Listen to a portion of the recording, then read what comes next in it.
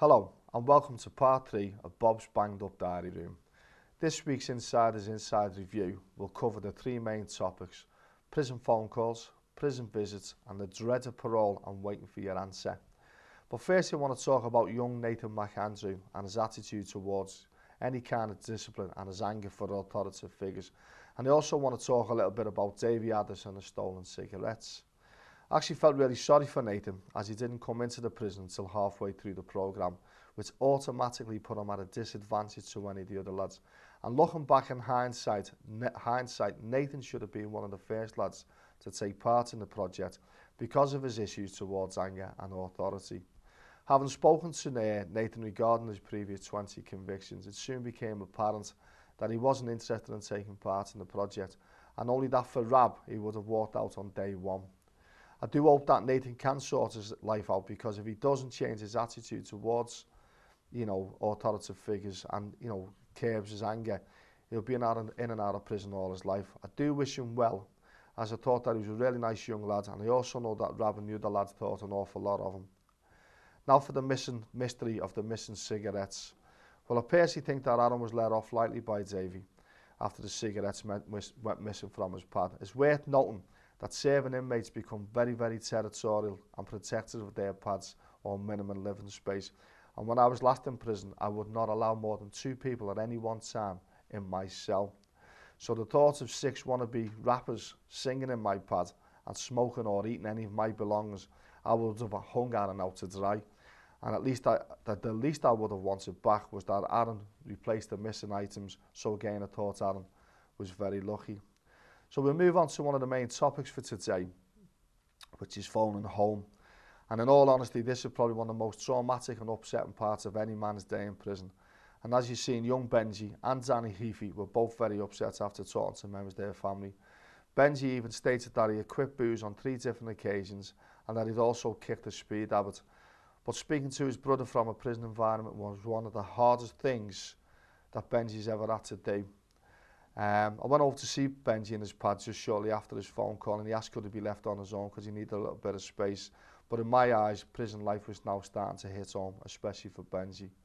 I've personally seen grown men, big men, known hard men being carried by other inmates on phones and floods of tears after speaking to their families.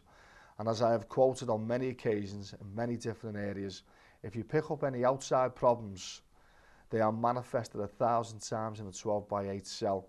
And the sheer torment and agony of not being able to do anything about it haunts many men days and nights. So I knew exactly what the lads were going through, and I really felt for them. Prison visits, well, what can I say? Other than seeing your loved one for the first time on a prison is a memory you will never forget, and you will carry with you for the rest of your life. But one of the worst feelings, as Jeff quoted, was sitting there waiting for your visit and getting ghosted. Ghosted basically means that your visits don't turn up or can't come into prison for various reasons. I promise you there's nothing worse or more soul destroying than sitting in a room knowing that all the other visitors are looking at you.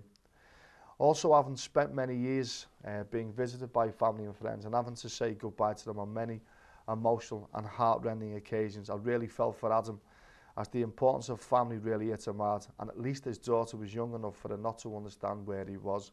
I do hope that Adam takes this lesson on and takes it on well and goes forward in a more productive life.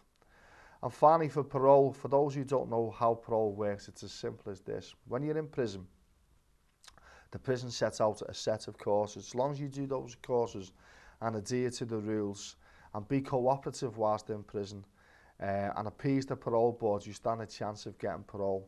And even if the way the young lads, you could see their reactions, they weren't happy that they hadn't got in. They'd only been in for 4 or 5 days. But if you're in prison and you get told, no, you haven't got your parole and you may have a year to serve, it can put you on your arse for months. And it's like starting a prison sentence all over again. But being granted parole and being given your release date is like all your dreams coming true at once. And by the expression and the emotion shown on Justin Biggins, and to the delight of the other inmates, that he was going home early, and especially to Dave Fell, who really felt the emotion again, parole is the ultimate reward for good behaviour. I do hope that Justin takes his place in the army. After watching him in the prison, he is a man that does work in a disciplined career, and he could excel and become something very special. and with all the lads, I wish him well. And just for a final note, Daniel Cook and a letter to his mum that made her feel like she'd won the lottery. Daniel now is in full-time employment working with me and doing really well. All that I have to do now is to get him to sit up straight and stop swearing. So till next week, if you want any more information regarding the show, or you want to ask any questions, then please email me on bob@cib-uk.co.uk. Thank you.